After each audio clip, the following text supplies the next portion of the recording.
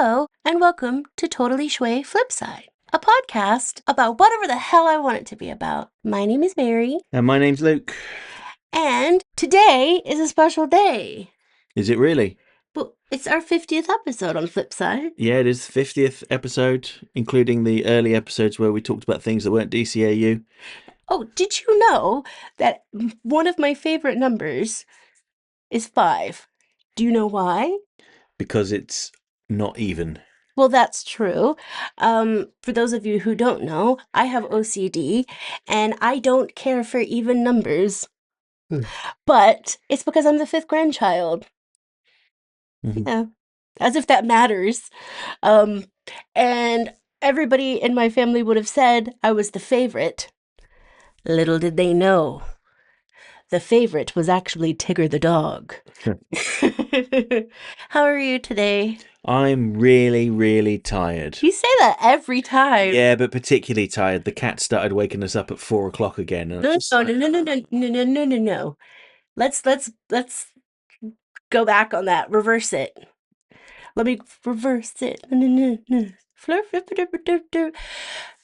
They started waking us up at 1 something, not 4 something, at 1 something, and it was annoying. I love my cats, and I'd never fault them for, you know. I am faulting them though.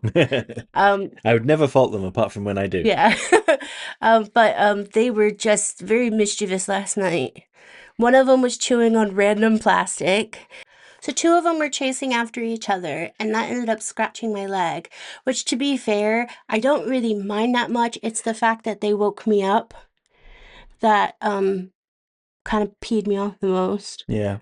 Because we haven't been sleeping very well lately because of we're old. I mean, I don't really I've never been a good sleeper, but recently I think it's the weather change, and it just starting to be brighter and stuff like that, which I'm looking forward to. But yeah, that's enough of my complaining. Well, All of this came about because you asked how I am. Dare I ask how you're doing? how am I? I had a hypo today, but other than that, I am fine, I think. Yeah, that tends to happen sometimes. So, um, yeah. Good.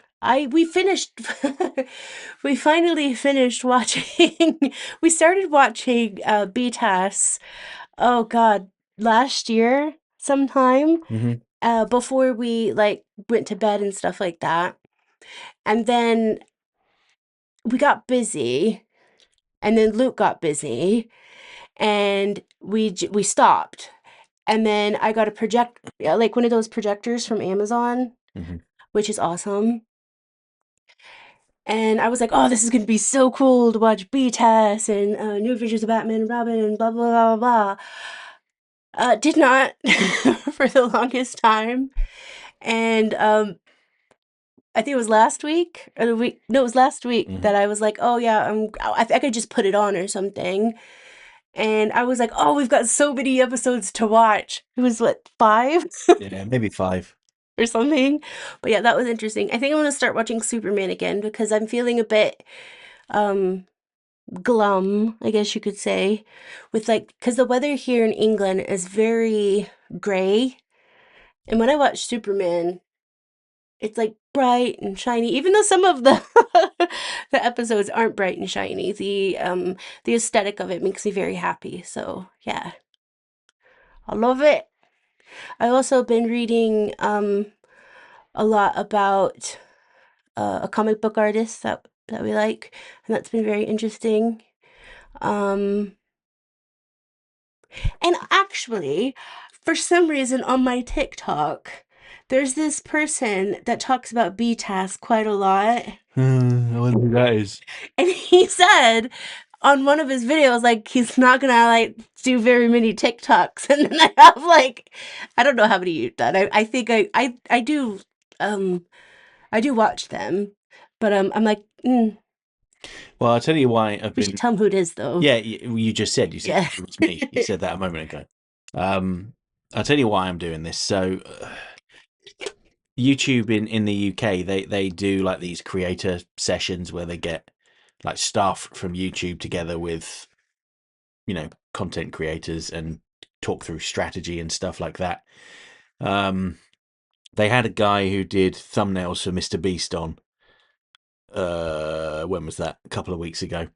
But anyway, in the last session we were in, they were really banging on about YouTube Shorts, going, well, you need to be pumping out shorts on your channel as well and linking them to your existing videos to really get the most out of the algorithm. That's going to be the key to your growth going forward.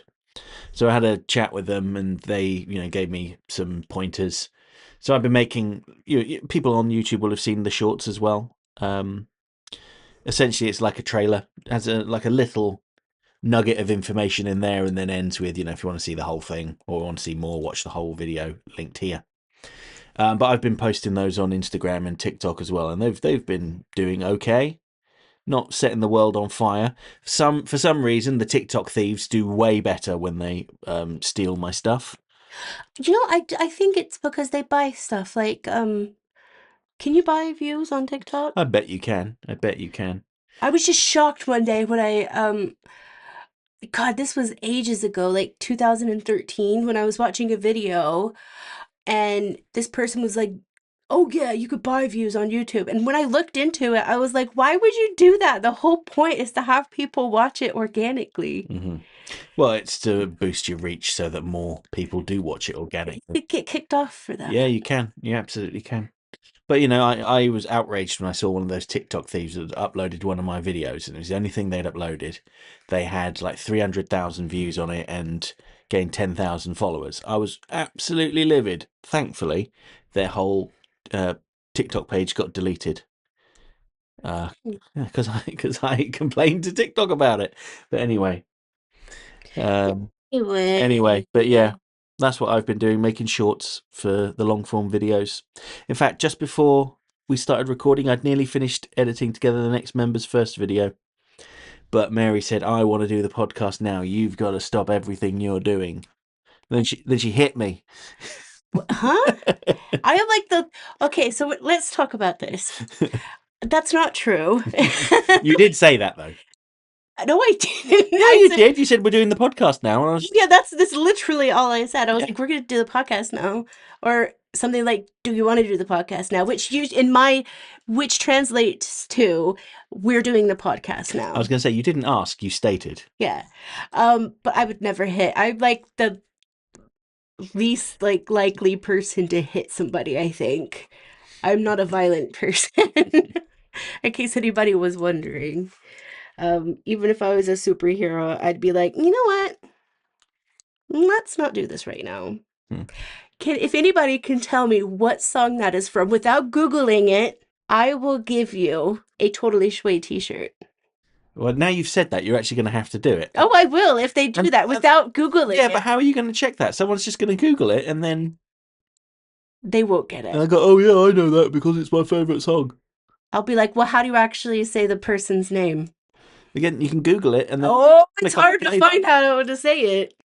But anyways, literally, I'll do it. And if you can't, I'll tell you what you know what? I'm going to forget. So just remind me in the comments on the next video to tell you who it was and what song it is. I don't know if anybody's going to get it. Mm-hmm. So, because it's our 50th episode, you got a 10-minute ramble from us at the start. Yeah. Hope you've enjoyed it. It's what people signed up for, right? I mean, yeah. Should we get to the comments? Let's get to the comments. Yeah, so these are the comments on the latest episode of Totally Schway, where we talked about the plague of Derek Powers on Batman Beyond. Maybe we should watch Batman Beyond instead of Superman. We could. But then again, I want to watch Superman for the... I'll just watch Superman. Aesthetic. That's fine. Well, let's watch them both. At the same time. Yeah, exactly the same time. One on the TV, one on the projector. Mm-hmm. There we go. Perfect. Right, anyway. This is an insight to our marriage, by the way. We're talking about Derek Powers and whether he was wasted in Batman Beyond. First comment we have is from Alexandra Fawkes, who says, I wouldn't say Derek Powers was wasted as season arch villains, excuse me. It's actually good the producers didn't keep Powers stuck in his status as the corrupt CEO and built up his downfall. While it sucks we didn't get to see him in future shows, it's important to ask the big question. What would the show do with Powers if he came back? How would the show continue his character story without turning him into a generic antagonist? This is not like Lex Luthor, I said Lex Luthor weirdly then, I was like, Lex Luthor. Anyway, whose hate and jealousy for Superman allow him to continue to grow into the big DCAU villain even after he lost his company in Justice League. Derek Powers was just a greedy, ruthless CEO who enjoys to have being in charge. Once he loses all this and sees his state, what's left to do with him? Sometimes it's better to give a villain a conclusion rather than overusing them because of popularity, rather than having new ideas. Where the show went wrong with him, for me at least, was in the way it handled his legacy by making his son Paxton into a straight-up joke, with barely any presence in the show, when he could act as a new enemy for Terry, reminding him and Bruce that legacy goes for both heroes but also villains, and that even if they were able to defeat a corrupt CEO, it doesn't mean his corporation would be redeemed and restored. It all depends on whoever is put in charge after the previous one is gone. I mean, I think that's fair enough. Word. I'm glad that we didn't have, a story arc that lasted about 18 episodes with him in it. Yeah.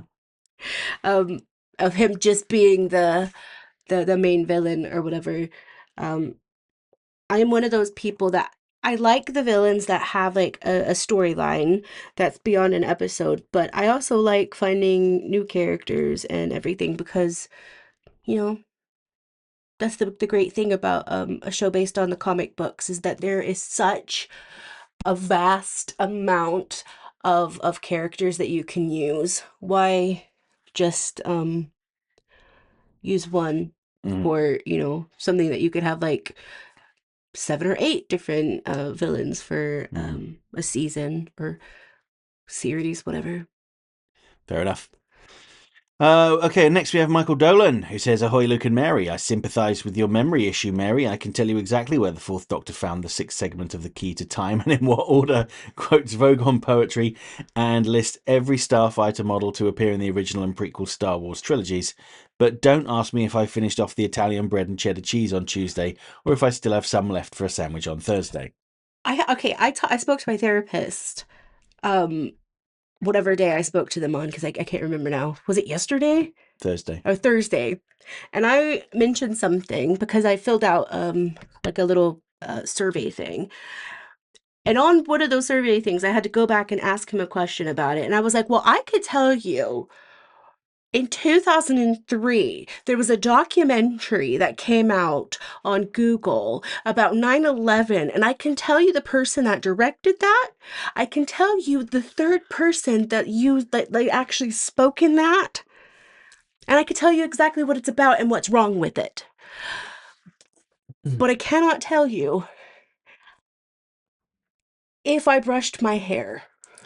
You also cannot tell him what day. Where my phone is. Yeah, that's another one. Where's my phone? It's like right next to you. Yeah, what were you say about my session? You couldn't remember when your session Yeah, was. exactly.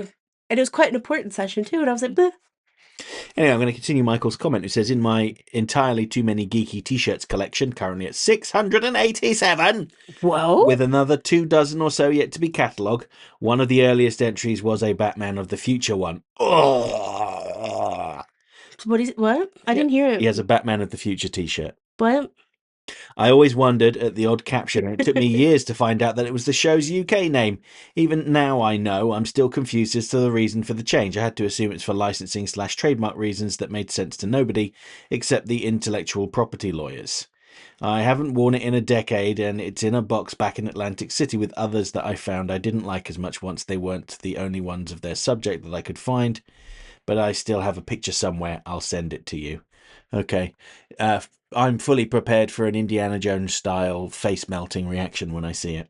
The shift to a teenage Batman with a school-focused setting also had the perhaps unintended effect of making Terry McGinnis share a lot of storytelling DNA with Peter Parker, struggling to balance secret superheroing with adolescent responsibilities. In a way, Batman Beyond allowed the DCAU team to make any Spider-Man stories they wanted to tell without having to start all over from scratch at Marvel Productions. I know you've spoken about the similarities between Terry and Peter, as well as many of his foes, Spellbinder and Mysterio, Stalker and Kraven the Hunter, and perhaps Melanie Ten Walker and the Black Cat. Well, under this parallel, Derek Powers and Blight are definitely Terry's Norman Osborn and Green Goblin, a ruthless, ambitious corporate tycoon who hides a secret superpowered alter ego twisted by his own biochemical creation. And not only is he also green, he is also generally Halloween compatible. Blight's design may have an Apollo-Dionysus relationship to that of Dr. Phosphorus, but there's also more than a little bit of Atomic Skull in there as well, with the neon emerald glow. He may be a C-tier villain, but my late brother Zach always had a fondness for the big radioactive galoot, and gave him a far more prominent position than he probably deserved in a commissioned piece he drew of Superman, staring up defiantly at his rogues gallery. I'll send you the picture. Yes, I would like to see that one. Yes, me too.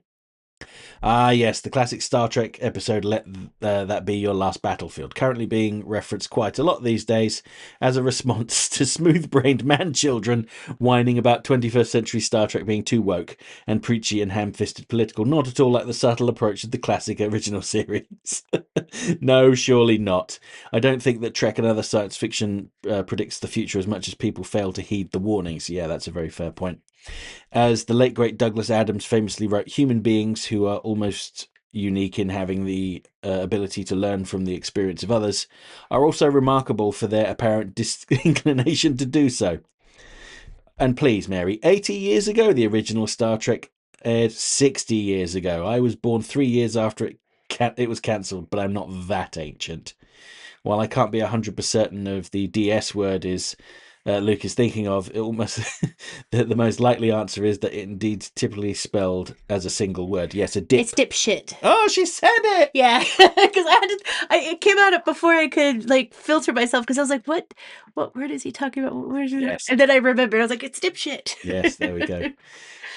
Myself, I tend to use G-rated swear words borrowed from various science fiction properties like Frel from Farscape, Smeg from Red Dwarf.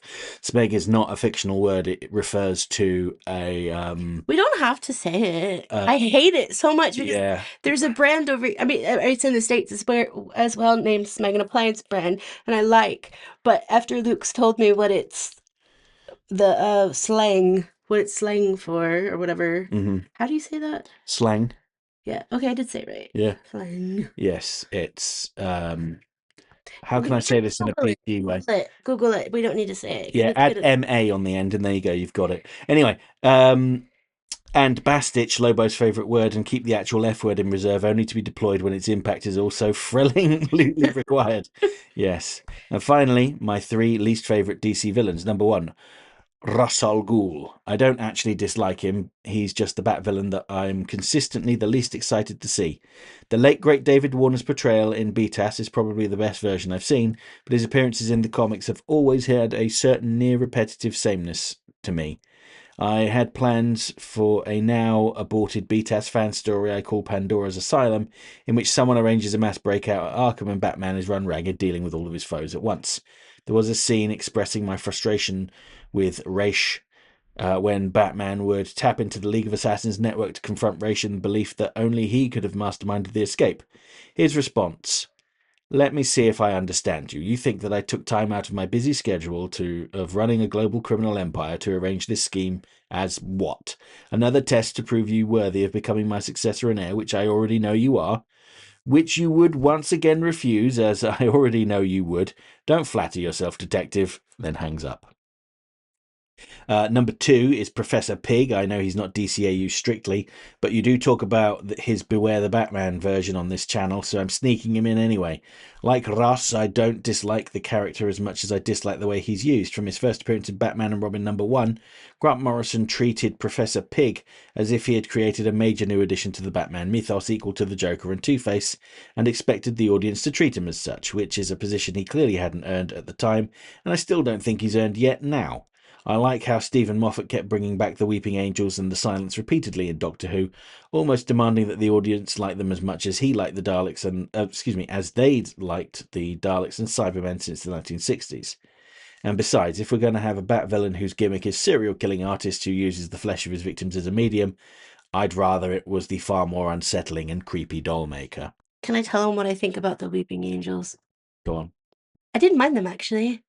See, see what I did there? I usually say I don't like them, but no, I didn't mind them. Mm-hmm. I thought it was familiar but different enough to make it have a bit of an impact. So the way that you defeat the Weeping Angels, right, is by never taking your eyes off them. And they say, "Oh, but you'll need to blink, or just blink one eye at a time," and then that's it. They're screwed. Just don't go near the Weeping Angels. Yeah, that's true. That's very true. Anyway, and Michael's least favourite DCAU villain is Josiah Wormwood, the Interrogator. Mom, can I have the Riddler? No, we already have the Riddler at home. Yeah, I know that Wormwood is a bad guy in the original Cape and the Cowl conspiracy comic story. But look at everything he does with leaving clues in the form of cryptic little verses and being more interested in learning Batman's secret identity than the money he's getting for the job. To me, he just comes across as a Walmart great value Sam's Cola to the Riddler's Coke. Ouch. Wormwood is one of those knockoff action figures sold in dollar stores where Batman's head is on Spider-Man's body and the colours are all wrong. He simply should have been the Riddler, and with the creative team struggling to find something to do with the Riddler beyond making him a non-speaking extra in the background at Arkham, his story would have been been the perfect place to use him, and I think it would have been better remembered if they had done so. I don't disagree with that.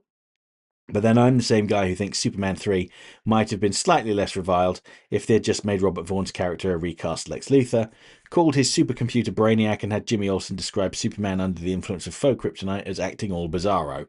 So what do I know? And before I go, I just got back from my Friday wound care visit, and the hole in my left foot is still 1/8 of an inch across, but a strip of healthy skin has formed across the middle, effectively dividing it into two smaller patches waiting for new skin, so it's almost finished healing. See you next week to discuss Nightwing and his shameful mullet. Oh, I'm so happy to hear about your healing. Yeah. It's awful, that sort of process, and I'm so happy to hear that you're going to be talking to us and giving us good updates. Mm-hmm. I always sound really awkward, but I'm not meaning to. It's just like the way that I speak. I don't think you sound awful. Yes, thank you, Michael. Good to hear from you. Next, we have Lowell Lucas Jr., who says, "Today's the day, it's totally Schway. Feel the fright, for today there comes Blight. May he never need a nightlight. Superpower. Hello again, y'all." It sounds weird when I say y'all. It just sounds weird. It does, doesn't it? Anyway, I say y'all all the time. I'm just reading it out. I'm sorry. We're just English. Yeah. And to begin, you're only as old as you feel, and I'm feeling fine like aged wine. Vintage, yet not without charm. 1984, very good year. I'm like a dragon, old but strong. I don't let age bother me, as I have lived and met so many fine folks over the years, including yourselves. Just let the young ones know they'll never, ever experience the BTAS like we did when it aired. Complete with Joker interruptions during the credits of Fox promos and holidays. TV doesn't do it anymore. On to Derek. Oh, Derek Powers. You may have died within the show's canon, but you live on in my Todd's Toys figure collection. Such an arrogant creep, I'm glad he got what's coming to him. In a way, he was the new age Roland Daggett minus the interviews as time progresses. Bruce may not have taken him down permanently, dang legalities, but Terry, oh, Terry. He's the perfect solution we needed, the hidden right hook we need to really strike these creeps in the face. No wonder he was perfect to mess with Mr. J. Also, between you and me, Schway team, I often wondered when Blight was brought a blanket after his blast from Mr. Freeze. I swear his gestures suggested he was going to fire the guy instead of saying, "You are idiots." What did you think? Maybe. I don't think he could afford to fire them though, not because of like a financial cost, but because they knew his secret, so he needs to keep them. But as he said, he's a burning up radiation man. They bring him a blanket because they think he might get cold in the winter. They are idiots. As for my favourite interactions, I got to give it to Derek and Ink. Mainly, it was interesting seeing him lose his temper, yet keeps a cool demeanor when talking to our liquid assassin. It's almost as if his snake-like aura was warning her, mind you, you won't get far if you try to cross me, my venom is potent. As for the following, favourite swear? Fuzz. 3 most hated DCAU villains. Felix Faust for his incompetence and using Tala. There's many who do, but he's the first. Then doing nothing with Hades. Archevil Milo. I wonder if that's supposed to be Achilles Milo. Always hating the was his name Achilles Milo? Professor Milo, anyway. Always hated the weasel trying to use his power over others that backfire, the infected animals, the werewolf, and Doomsday, but he finally got it in Justice League and I couldn't have been happier. Lastly, a tie with Roland Daggett, Ra's al Ghul's son, and Veronica Vreeland. Sorry, that should be Ra's al Ghul's son, and Veronica Vreeland's arrogant friend who mocked the Penguin, Piers Chapman. So it was Arcady Duval and Piers Chapman. Those are the ones that you don't like. All 3 of them are simpering little twits who deserve the book thrown at them. They should be locked up in a cage without a key. Good lock-up mention there. Honourable mentions: the creep from Inside Peak. Yes, Ian Peak, the intangible journalist. Lastly, for future topics, I like to recommend a theme of which episode fits noir, horror, and even seduction. Maybe there's a correlation with the themed episodes and how other characters act or react differently. One example, look at how Batman reacts to the Man-Bat versus Tigress and the werewolf. All animal horror themed, but Bruce reacts quite differently to each. Oh well, just a thought. Till then, my duckies, ta-ta for now. Ta-ta. Yeah, thanks for your suggestion. Bye. You'll take it into consideration. Yeah. I said that about something. One of the last episodes, and I can't remember, again, my stupid memory, what I said I would take in consideration. So forgive me if I didn't. Next, we have SR Striker, who returns from a long period of absence. At least from these comments. He's probably been fine, though. Where you been? What you doing? How are you? Answer the question! No. Well, I personally believe he deserves more worst than what he got, as I can agree with Terry, as this guy had his dad and all he's done is manipulate the justice system, so making him Blight pretty justified, as he had no reason to make nerve gas just to get money. This guy is bad seed, and the same for his inspiration Norman Osborn at Marvel. Just make him a good guy for no reason other than they believe the Raimi trilogy where the case. So check out Spider-Man 2. Doesn't get Spider-Man video, just a Bell video on MJ and the misconception of Norman Osborn on Tumblr. Okay. Yes, well, as you've and several others have pointed out, there is a very clear comparison with Norman Osborn and Derek Powers. So yeah, accurate. Next, we have a comment from Screenwiper who says, I too thought that Blight was Dr. Phosphorus when I first saw Batman Beyond. It's a cool design either way. 18 minutes. Capitalism leads inevitably to corrupt cronyism, always. 32 minutes and 39. Dipshit is indeed one word. I guess it depends on how you say it. If you go dip, shit, then it could be 2. But it should be 1, I If agree. you're dipping shit. Oh, no. Like cow tipping, right? Oh, yeah, okay. Never been. Never been. Just wanted to say that. Just wanted to confirm. Yeah. Mary is not a cow tipper. I love cow. I want to cuddle a cow, though. Yeah, probably one day. Since I stopped eating lots of meat, I've always loved pigs, but I've never actually pet one of them. I want one to choose me, just like a cow. I want it to choose me. 4256 episode idea. Which DCAU villains would have gone to Epstein Island? That would be a good episode. Flash would get exposed in the DCAU's Epstein files. Oh my god. That would get a flag on my channel. I was going to say we might get into trouble for that. Yeah. But Screenwiper offers his suggestions. I reckon the Penguin would. I reckon the Mad Hatter would want to visit the island, but not sure he's wealthy enough to get in. Yeah. Yeah. And I think, okay, hear me out. I think Jimmy Olsen would visit, but then once realized what was going on, he'd use his little his Signal watch. watch. He'd like, help me! And then there would inevitably be a photo of Superman and Jimmy on the island, and they would be in the files. Yeah, I mean, I've thought about stuff like this before, but not at the DCAU level. you know that characters like Roland Daggett would be in there. Oh, yeah. I mean, Lex Luthor would probably be mentioned in there, but I doubt he would have stuck around very long. It would just be like, I took one meeting and then I left because it was full of creeps. Yeah. Word. Let's move on to the next comment before I say something that gets us in trouble. RDP 16 Rules, who returns. Someone else who's returned after an absence. Who says, "Hey, Luke and Mary, it's been a while." Yeah, see, we noticed. We noticed. I was talking about you the other day. Well, I say the other day, it was about 2 weeks ago, because I was going through some comments from old episodes, and I randomly just read one of yours and I've said something, and that was the story. Yeah. Now you know. Yeah, now you know. Life, as it often can be, is busy, and I haven't taken the time to leave a comment in a while. Although I cannot commit to making a comment on each video, I do plan on commenting more often now. On to the good stuff. Blight, aka Derek Powers, is a boring villain. He's rich, he's corrupt, and he's a criminal. All of that before he's become a full-blown supervillain. To me, he has a cool look and is fairly basic otherwise. All that said, he had some incredible moments while fighting Batman Beyond, so he's not completely useless.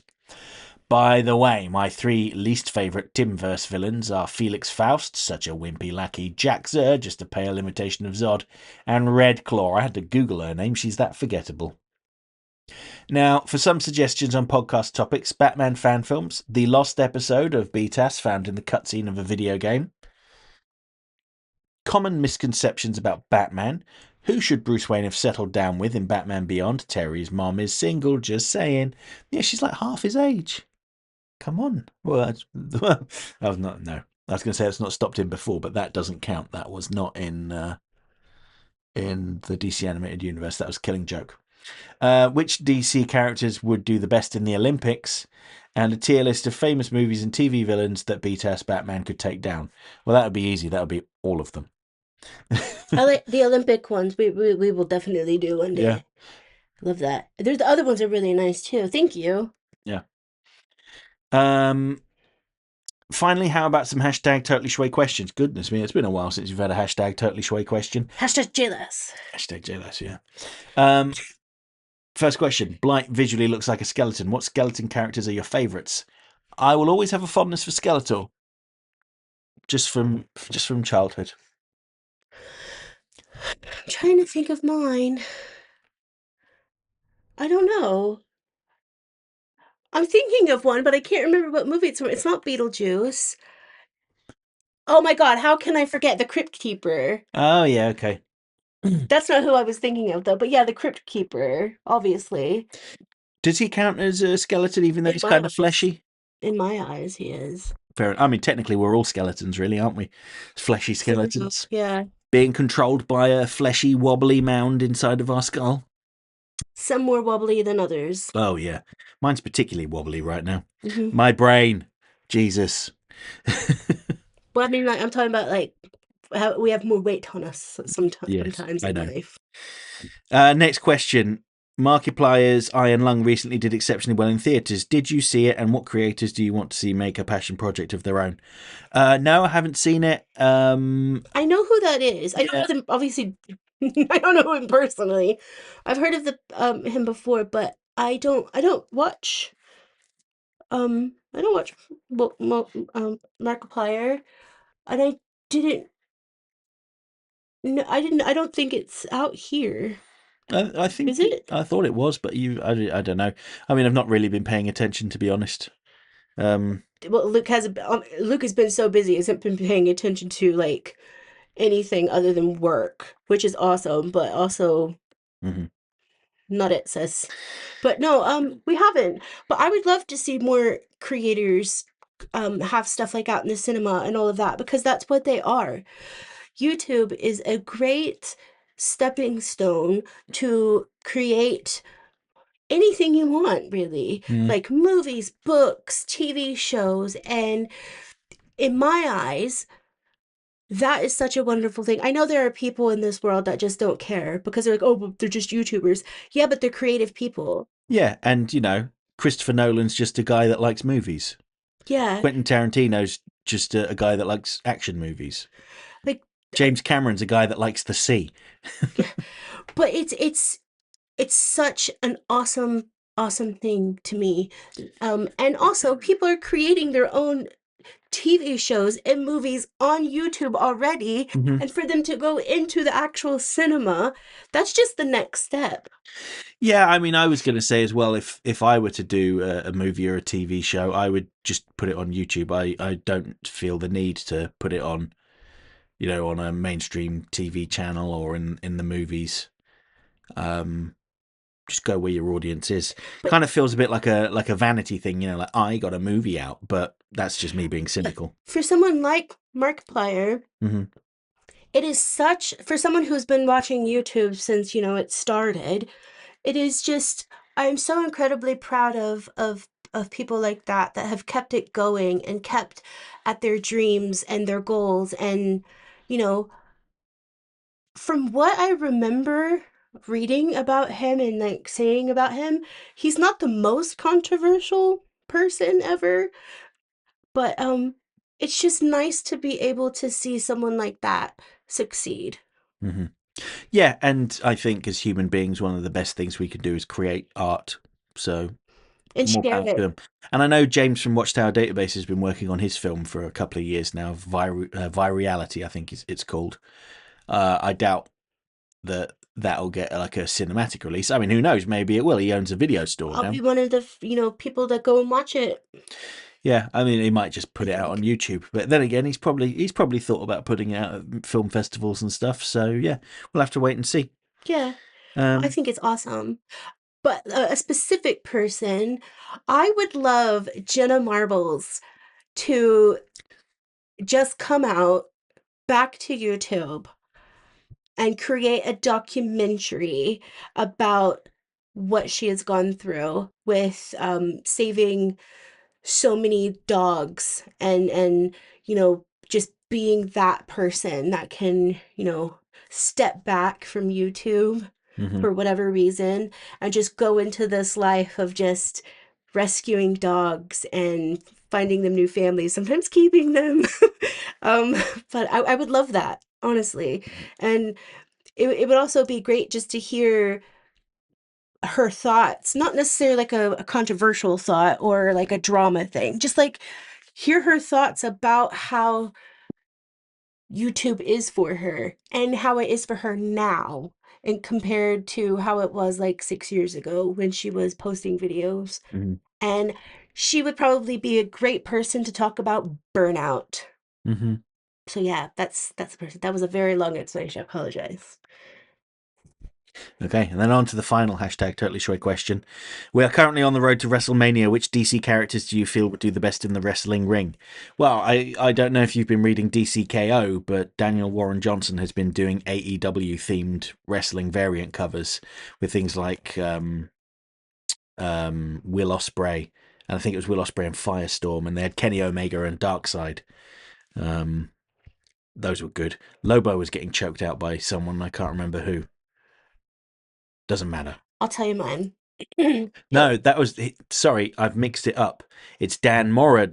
Dan Mora does the AEW covers, and Daniel Warren Johnson does the DC wrestling covers. So it's Harley Quinn versus Lobo, Superman versus Batman, and another one that I can't remember. But anyway, Obviously, Bane. Duh. oh yeah, Bane Bane. Um, and then I would say, oh my God, Batman. probably. Killer Croc. That's so obvious, though. Shh. Um, He asked, I answered. in terms of like the ladies, I could see Doll. She'd be like, she'd go in there, she kicks some ass. Who? Doll, baby doll. Baby doll. Okay. Um, oh, Zatanna. I could see her throw down without using magic too. She'd just be like, come on, I'm Wonder Woman. obviously. she'd walk into the ring and then it would go down, obviously. Mhm. Yeah, those are mine. Cool. And he closes out his comment saying, as always, take care and have a wonderful week. You too. Thanks for your comment. Thank you. Next, we have Julia Raoul, who says, hello, Luke Wilson and Mary Jane Joestar. It's me, Julia. So you can keep your refund check. I'm not dead yet. Glad to hear it. Anyways, I hope I didn't miss anything since the last time I commented here. Do you know what? You probably missed loads, but I can't remember any of it because as soon as I do anything, it immediately leaves my mind and I move on to the next thing. I've been busy sharing and talking about things on your community page. I'm surprised you didn't comment on my latest post about some mature comics written by trans and queer cartoonists and writers I love. I know it's not Batman, but that's me. Well, it's because I hadn't read any of them, so I didn't have an opinion. But, more power to you. Feel free to share them. I have been so busy in my personal life in terms of like um I've been doing a lot of life admin recently, and I have not had a chance to even look to see if that person that I check for once a month is dead yet this month. Mm-hmm. That old family member. Mm-hmm. Emphasis on old. So I need to do that. I've just reminded myself to do that later. But yeah, I'll have a look to see. Because would you have any of those comics? I don't know. We'll have to have a look. Mm-hmm. But to continue Julia's comment, I have a question for you, Luke Wilson. I'm still not sold or excited about reading the DC Next Level books because they don't have any black characters with a new ongoing series. Black Lightning, Vixen, Mr. Terrific, XS, Steel, Static Shock. Why don't they have any new series? Well, they did do a mini series for Black Lightning and Steel recently, and Static has just come back during DCKO's Kids Are Alright special. And may end up being a member of the new Teen Titans that's launching during KO. But we'll have to see. But I think it's a fair criticism that it's not a very diverse lineup of characters. I mean, you get Lobo, but he's whiter than white, and Etrigan the Demon, who is a demon. And then it's mostly a bunch of white guys. Barbara Gordon's there as well, I suppose. But it's a fair point. We need more people of color characters. Yeah, now my understanding is that with these books, they specifically went to the creators and said, what do you want to do? And then they delivered their pitch. Now, it may just be a case of like the demographic of the creators they're going to. I honestly don't know. But to continue the comment, does Scott Snyder hate black people? No, I don't think Scott Snyder does, and I don't know why you would think he does. And I also think you overestimate Scott Snyder's influence on everything. It's not like he goes in and goes, I'm personally approving this book, that book. He seems to be more like a creative liaison, or one of the creative liaisons. For anyone that doesn't know who Scott Snyder is, he's the writer on Absolute Batman, and he's like taken a key creative role in DC. Is he trying to kill Milestone Comics just to feed his ego with his Absolute Batman vanity project? Tell me something truthfully, Luke Wilson, because I will not accept Absolute Green Lantern as an answer, as for it to be the only black queer ongoing series that DC is publishing. Yeah, I mean, truthfully, no, I don't think so at all. Scott Snyder, based on interviews I've seen and read with him, he seems like a very nice man. The thing is, he's a horror writer, and he writes about things that scare him and things that scare his children, things that, his worries and his anxieties. And there are characters who are people of colour in Absolute Batman. There's obviously Waylon Jones, Killer Croc. Catwoman is mixed raced. I believe she's Hispanic and African American. I think that's what he said. Barbara Gordon as well is black in this book as well. So there are lots of characters that are people of color. But I take your point that they are supporting cast, not lead characters or characters with their own series. Ultimately, these comic companies are a business, and if the audience is there, then they will publish these books. And periodically they try, like they did their Steel miniseries, and they just finished a Mr. Terrific one a few months ago. And I don't know that the audience is there now. Is that necessarily indicative of a racist audience? I wouldn't say so for the most part. There may be some that are, but I can tell you I bought those books and I read them and I enjoyed them. And the fact that Static has come back in DCKO is indicative to me that they are actually trying to do more with the Milestone characters. They just published a Milestone special as well. It's been sitting in my to read pile for a couple of weeks now and I haven't read it yet, but I'm going to. But hopefully that answered your question. But no, the quick summary there is no, I don't think that the creative people at DC are racist. Did you hear what happened at the BAFTAs where a disabled person called Michael B. Jordan and Lindo Delroy the N-word? Personally, I blame the BAFTAs for not taking the necessary precautions to not let that happen. But another director who says Free Palestine, they got censored, but not the N-word. Make sense, Luke Wilson. Your thoughts on this? Yeah, I think it was just terrible. Absolutely terrible. Shameful. The argument the excuse that they made is that from their production truck, they only heard him say it once and they edited that one out. They didn't catch the second one because they were on a 2-hour time delay and were rushing. And they 2-hour time delay. Yeah. 2 hours to fix this. Yeah, I don't think it's acceptable, and I don't think it was indicative of anyone going, yeah, it's fine to racially abuse black actors. No, it's actually not.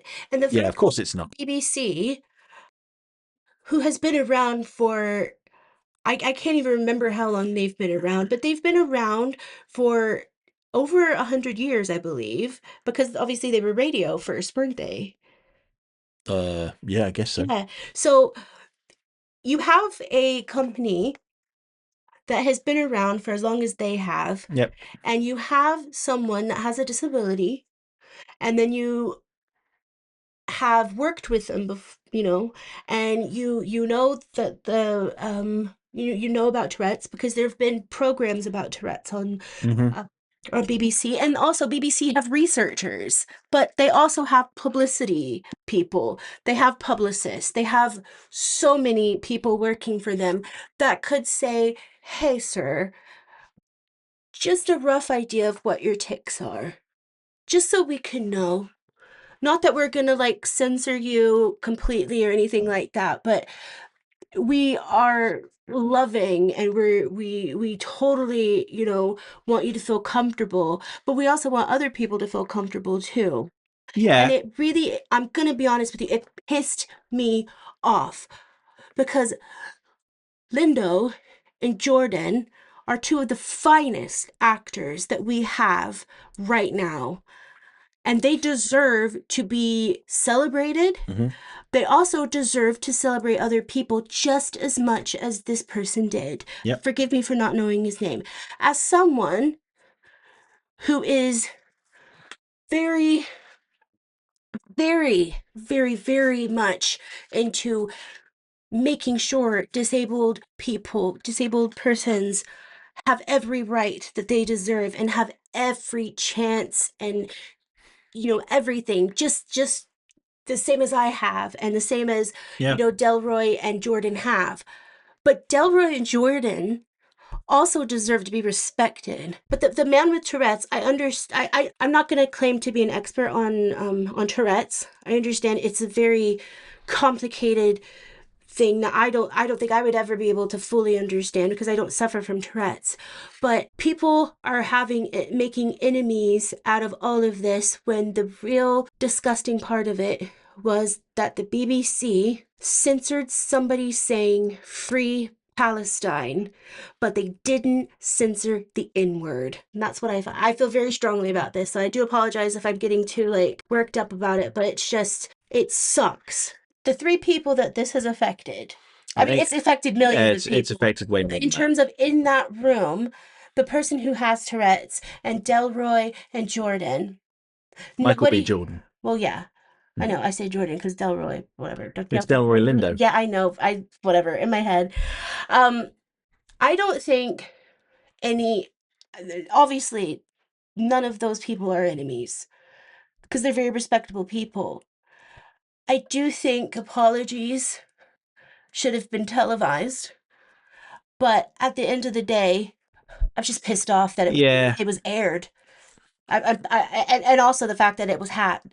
Because if you know somebody well enough to know their ticks and they've worked on that before and everything like that, you would assume that maybe. Well, we'll say that the man with Tourette's, after that outburst, Hmm? completely uncontrollable, Well, yeah, he excused himself from there because yeah. he was like, yeah, this is actually upsetting people. Mhm. So, But his fair play to him. speech should Good have on been him.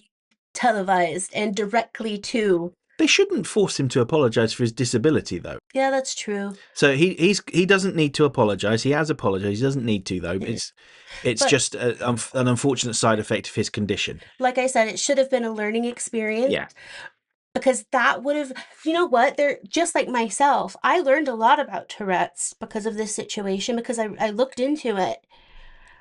But I also looked into the harm of saying that word too. Oh yeah, yeah. And the BBC could have literally done a learning experience. By the way, BBC people, if y'all are listening, which you're probably not, you still have got time. Can I get on with Julia's comment? Yeah, sorry. Oh, wonderful. Another. Do you think DC Comics is racist? I think I've established that no, I don't.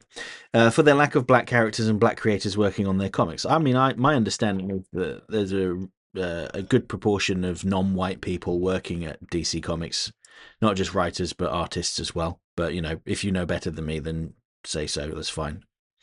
Like, don't keep telling me DC Comics and the Absolute Universe comics are so great, but at the same time doing racist anti-black things that they've been doing. I'm not aware of any racist or anti-black things they've been doing. If you can inform me what they are, that would be helpful. Thank you. Anyway, sorry I wasn't talking about Derek Powers from Batman Beyond. Oh, that's okay. But I know he's a piece of trash who I'm glad died in season 1 of Beyond. Like, is DC Comics worth reading still? I think so, but if you're not enjoying it, don't do it. If you are not enjoying it, don't do it. You don't have to listen to what other people say. Just because I enjoy something doesn't mean you have to enjoy it as well. Conversely, if I don't like something, you don't have to dislike it either. But if I don't like something, Luke isn't allowed to like it. Yeah.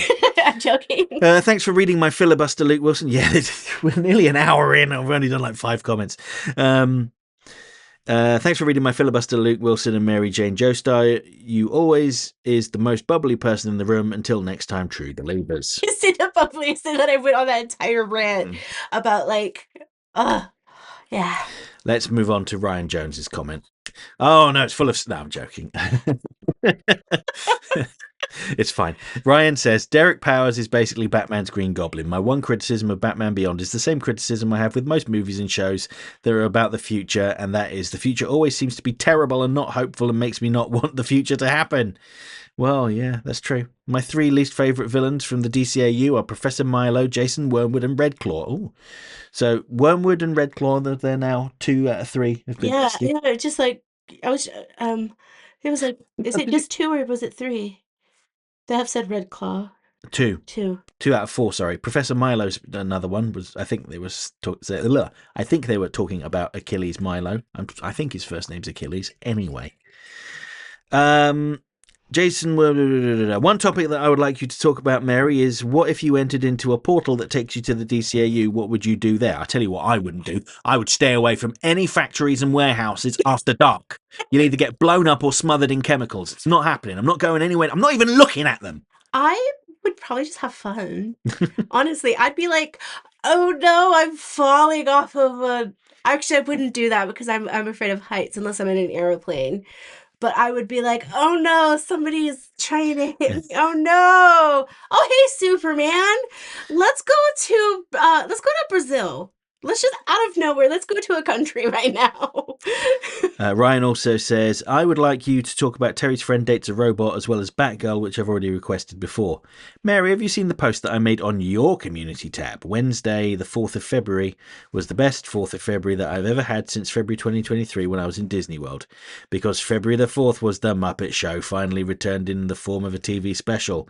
The show returning has always been a dream of mine ever since the 2011 Muppet movie came out, or in Mary's case, it has been a nightmare. And let's have a look. Mary, why don't you like Livewire? Is it because she gives you Mean Girls vibe? If it is, I don't blame you because she's a B word. So Mary's just looking at the community tab now. Click there where it says community. Oh, Look away. Click newest. And there's one from Michael Dolan who shared pictures of his fish. And I don't see it. Well, hang on a minute. I'm sorry I've tried to post the link to my Muppet video, but it wouldn't work, so I'm just to say that my Muppet video is now available on my YouTube channel. Yeah, I watched it. Don't watch it, Mary. It's a Muppet video. Here's the thing, Ryan. I love you. And that's not just because I have to. I do. I love you. There's a gun at her head. But I could not look at Luke's screen. Was it last night? Because he was, there was something about Toy Man on there. Yeah. So I apologize, but I'm going to sit this one out. I would say, I'm going to put it on my, just put it and not watch it and let it play in the background. But unfortunately, my algorithm of seeing people getting arrested for being bad parents would get Muppets in between, and I can't be doing that. Muppets arrested for being bad parents. Imagine like Oscar or something. I think that's the trash can's name. That is from Sesame Street, yeah. But yes, thank you for your comment, Ryan. Thank you. I'm going to move on to David Carney, who says, "Hi, Mary and Luke. I thought they used Derek Powers right, as some shows can shoehorn a villain into episodes they shouldn't be in. Did you know Frank Gorshin's last role was CSI over 20 years ago, the episode that Quentin Tarantino directed? I loved that one. Speaking of steampunk, highly recommend the comic Lady Mechanica. Have a good week, everyone." You too, David. Thank you for your comment and for keeping it brief. Do they know that I like CSI a lot? I don't know. Oh, I like the original CSI a lot. Good. I've never seen the Tarantino episode. It's good. It's got Frank Gorshin in it, you know. It's got one of the best storylines in it. I believe it's the one where Nick gets kidnapped. I think.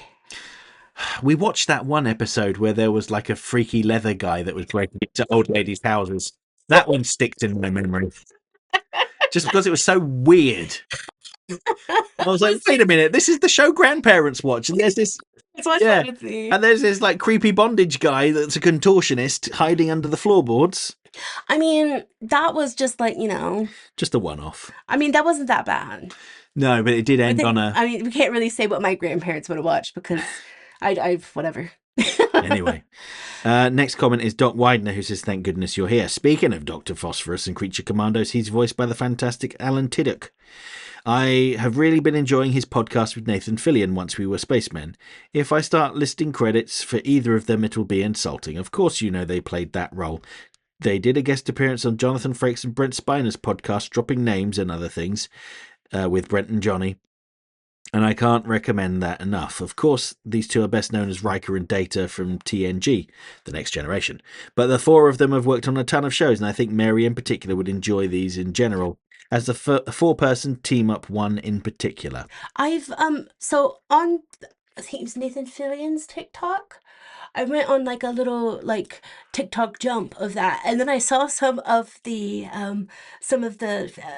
clips of their podcast and everything, and I have to tell you, I laughed really like I laughed at nearly all of them because it was very funny.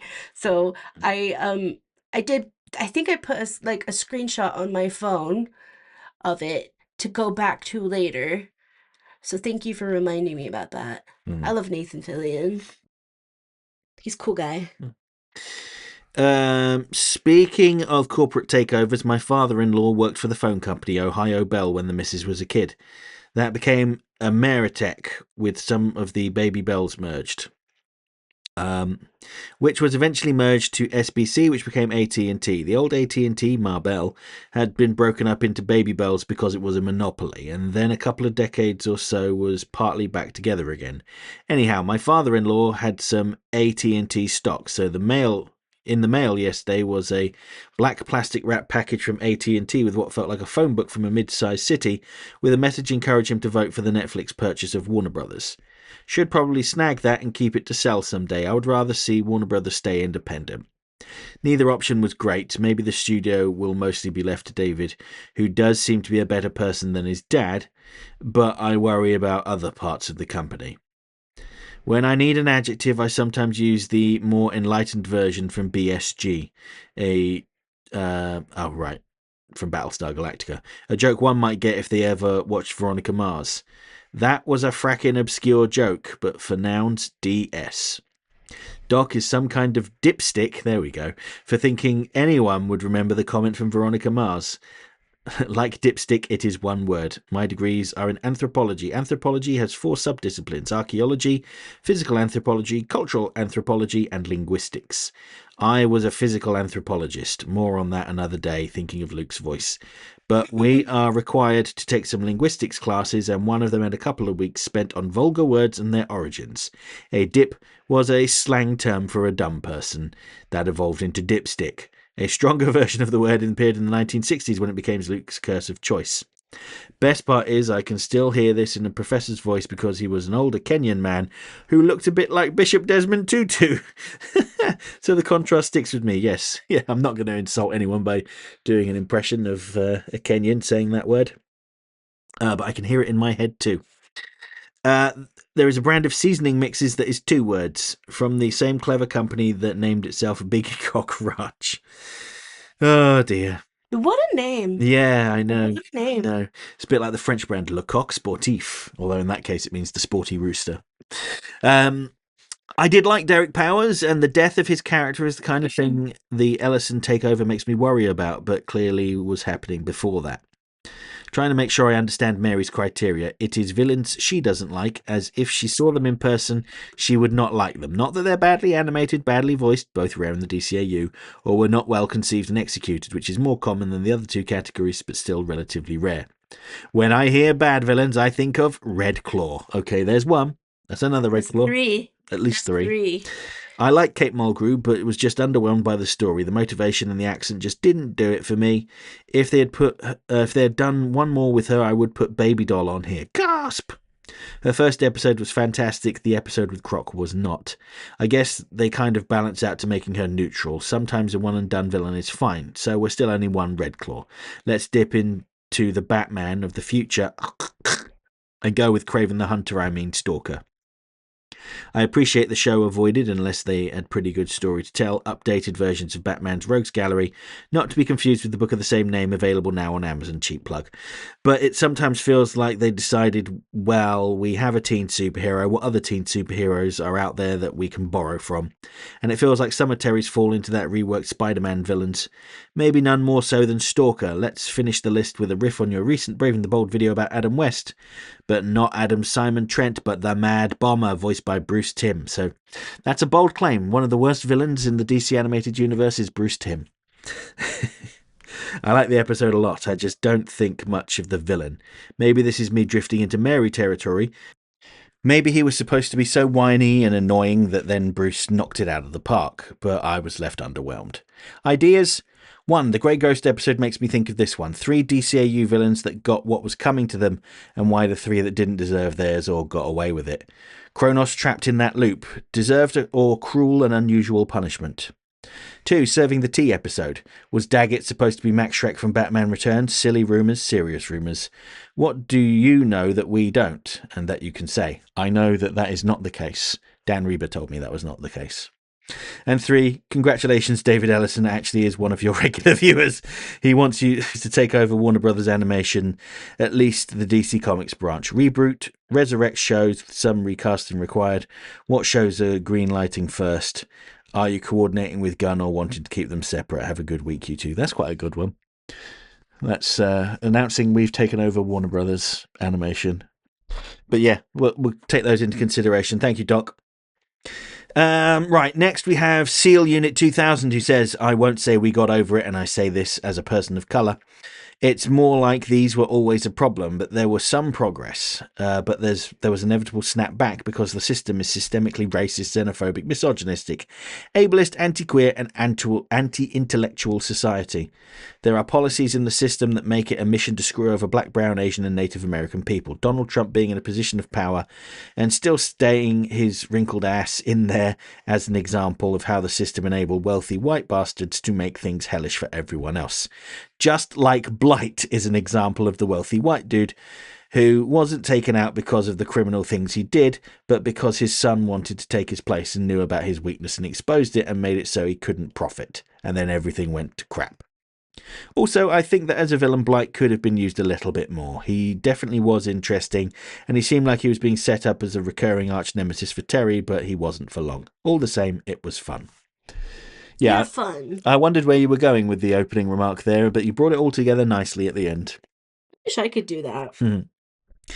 Evangelos Foskolos returns and says, I have read a couple of Batman Beyond tie-in comics and they have a couple of good Blight stories. I know it's not a popular opinion, but my favourite one is the one where Blight apparently survived his death in the show and, long story short, got covered in cement and taken as a trophy by the Stalker. That honestly should have been part of the show, maybe in the final season. I really felt like it was a How the Mighty Have Fallen story. Well, yeah, that one was written by Hilary Bader, one of the series writers, so that one counts. Even though my issue with it is that he kind of ends up in exactly the same place he was in at the start of the episode, which is dead. And it kind of takes away from that beautiful ending of Ascension. But, you know, you if you want to count it, do count it.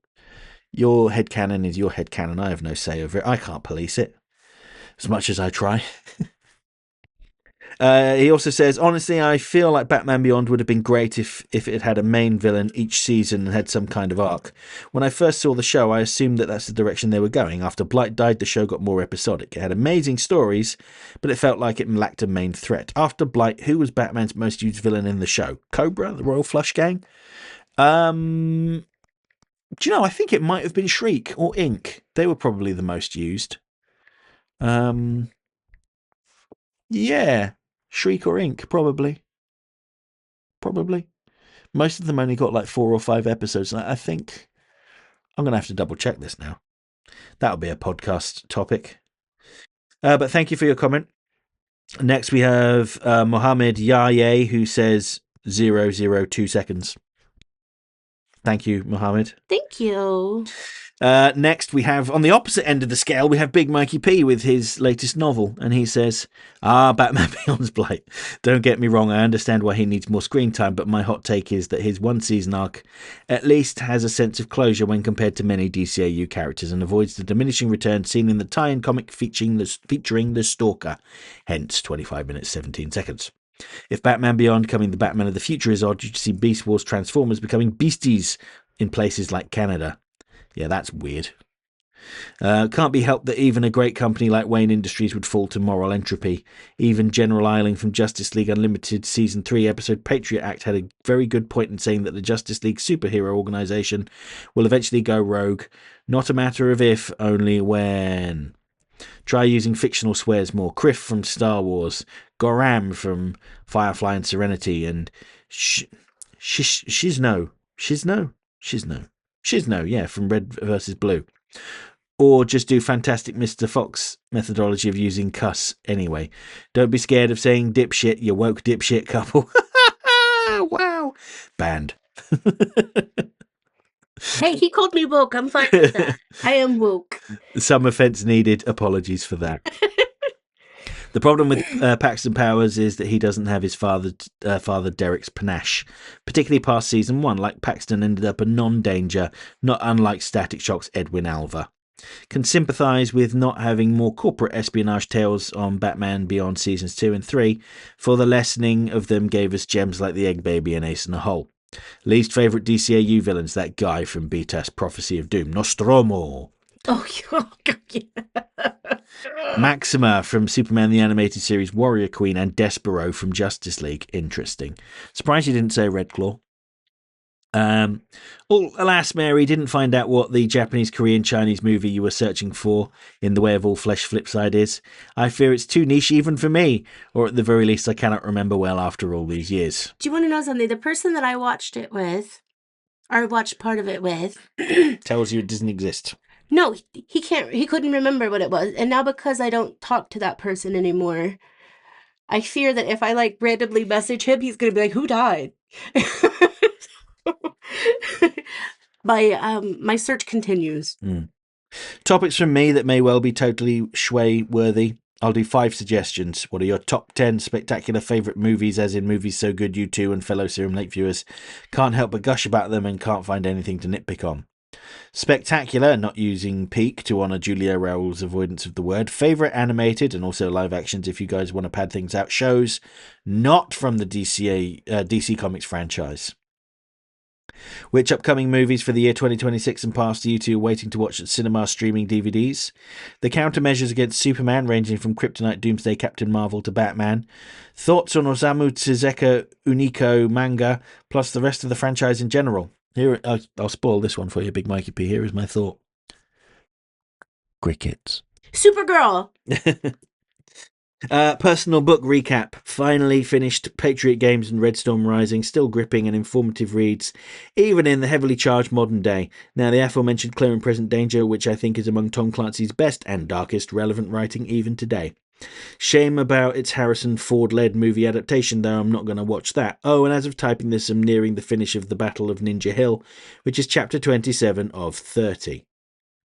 I've also started rereading dusty copies of Elliot S. Maggin's Superman Last Son of Krypton, with Miracle Monday just being started. Even made a couple of community posts before seeing this totally Schway. So far, so fascinating.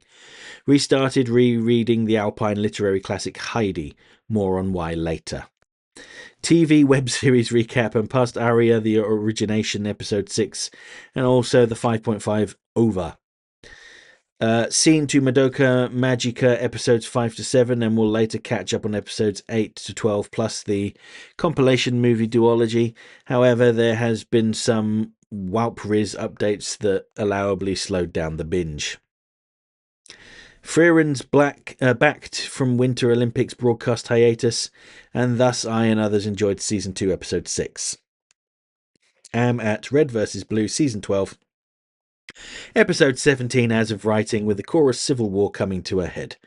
Aside, these have been sneakily finished a Cheese New Address binge as well. Now, if only it caught up with the manga source material, but oh well, it's a good run.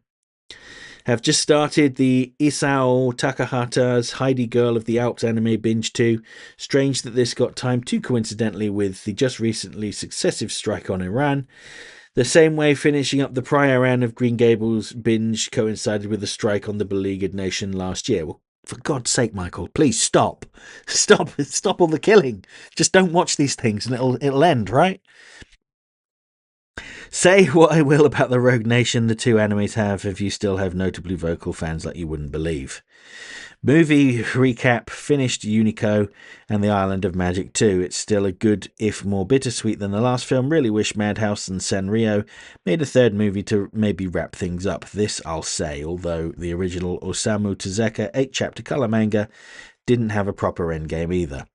Should watch Who's Left Behind, Kyoko's Diary on the first week of March. The second week, either David Swift's Pollyanna movie or Girls und Panzer the film. While Purchase Snacked Rising's new release date got announced for August the 28th, 2026. Long breath. Excuse me while I go into an incubator's isolation field. Might want to try to start watching the 2025 sleeper hit Sinners later this year. Enough good word of mouth has piqued my interest. Yes, we enjoyed it. Good. But it's so good in a way that, like, you expect it to be one type of movie at the beginning, and then it ends up being, like, 3 different genres, but they perfectly marry together. Mm-hmm. Assorted recap. Got a new batch of honey to partake with. It's more pungent and less sweetened than the previous batch. Nightwing's next. That's cool. Guy's got a cool mullet. Now there's a thing you don't I don't agree with that. I don't agree with that. And his DCAU canon future self better have a cyber eye patch like the non-canon Batman Beyond 2.0 comics. Well, that's an opinion. Thank you. I should get a mullet? No. I was going to say, do you think I should, but I couldn't. Blonde on top, black on bottom. I'm losing way too much of my hair and have lost too much of my hair to ever get anything more than a very short I love your hair the way that it is. Well, that's nice of you to say. Someone does. Yeah, but yes, thank you, Big Mikey P, as ever. So the last comment from RJ Productions, that's Harry, with his A Different Side to Him, a Lex Luthor Mercy Graves fan fiction. So listen, Mary and I have talked about this. I think we should move the chapters over to the community post, whether that's on my YouTube one or the Serum Lake Facebook one, because I think it would be better that way. Yes. I don't want to discourage you at all, Harry. You No, keep because I want you to writing. keep doing that. Yeah, it's just we can't keep reading it in the podcast because, well, it's to be honest, it's generally not relevant. And I mean, I don't want to say this, but looking at the analytics, I can see a lot of people skip it. I don't want to dishearten you, though. I do not want to I still dishearten. want to read these things, and I Yes. still want to be able to, like talk to you about them and stuff like that. So this is one of the things, as if I'm ever relevant anyway. But if you do it on the communities, that I think that would be better because first off, you'd be able to write whatever the hell you wanted to on there without us censoring any of it. And two, I just think it's just a better place to do it. Mm-hmm. Yeah. So keep writing it because there are people that engage with it, and keep doing what you're doing. It's not something that we're going to read out on the show. And whenever you become a writer for the WB, just know I'm one of your biggest fans. And we're just jumping back into the comments here now because I refreshed the feed and found Screenwiper had left his chicken update. So I guess this will be the last comment. Chicken news from Sunday, the 22nd of February. I wrote this bit in the last episode, but too late to make the full Flipside recording. Pretty uneventful week. Good. One evening last Sunday, I came out to do the bedtime head count and found Mabel on top of the new coop. Impressive that she got up there, but never seen anyone achieve it before. I reckon she climbed their climbing frame and flew across from that. Anyway, I told her she can't sleep there and made her go back in the coop and give Betty and Wilma a stern talking to, and I'm sure they had something to do with Mabel leaving the coop. Someone probably wanted to sleep in the warm spot she made, going to bed before they did. She's always gone to bed earlier. Not much such incidents since. Everyone seems healthy and happy and is behaving pretty well. Sunday the 1st of March, it's St. David's Day and there's no trains on this week, so I can't go to Cardiff and join the festivities this year. But that means a nice chill day at home with the chicken. Speaking of whom, Mabel's anxiety got worse this week. The most telling sign was her being afraid to continue joining Wilma and Betty and following me into the garage to get their afternoon seeds for most of the week. However, I've been giving Mabel lots of encouragement and have some confidence in herself. She's a valued and valid member of the pack and needs to know it. Just little things like when there's a hanging treat cage, I encourage her to get her share and stand near to make sure that the bigger hens don't get aggro and scare her away.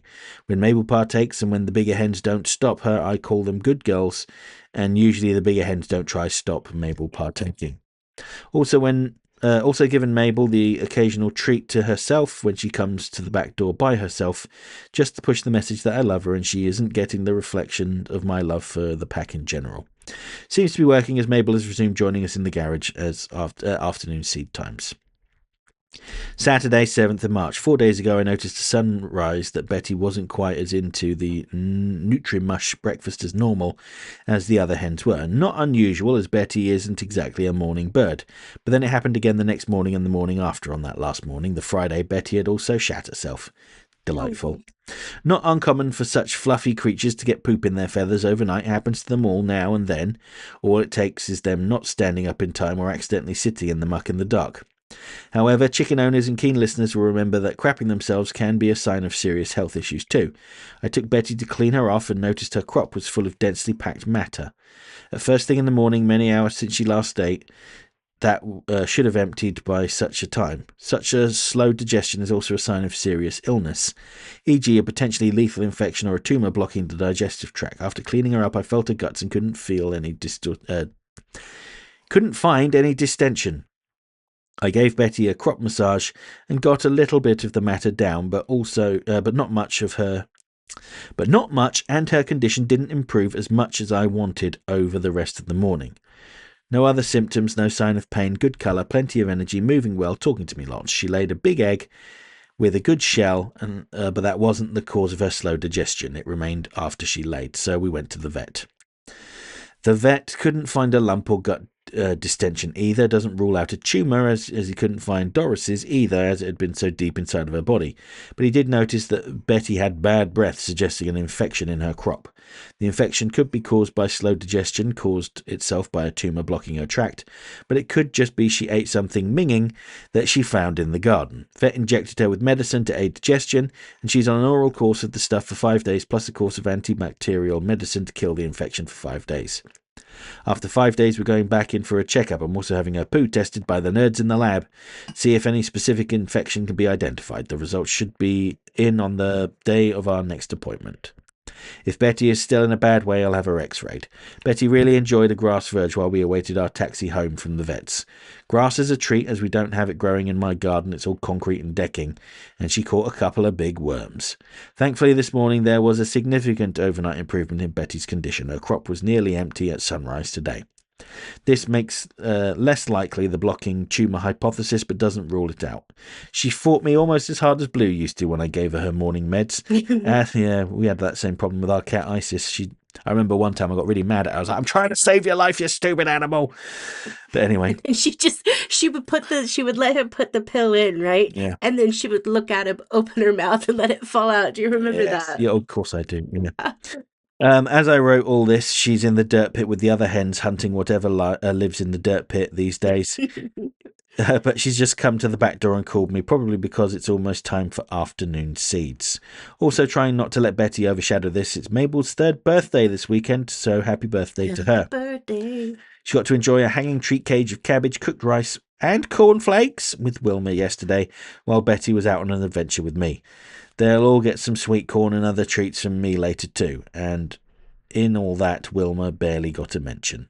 She's doing fine. Good. What's your favorite cereal? Ooh. You know what mine is. I just can't have any of it. I think I like... I don't know.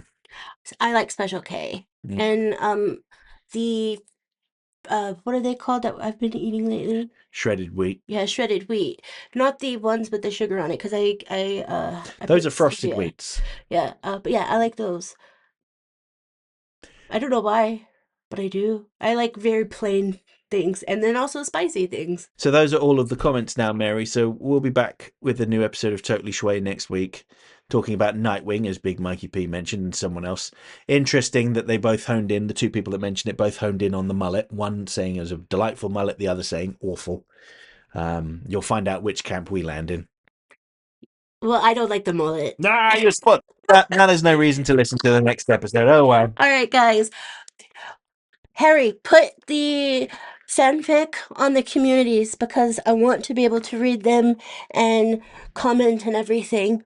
I want all of you guys to know that I love you very much, and I hope all of you are having a good almost spring.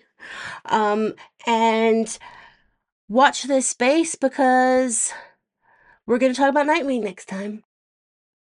Or listen to this space. Love you. Bye.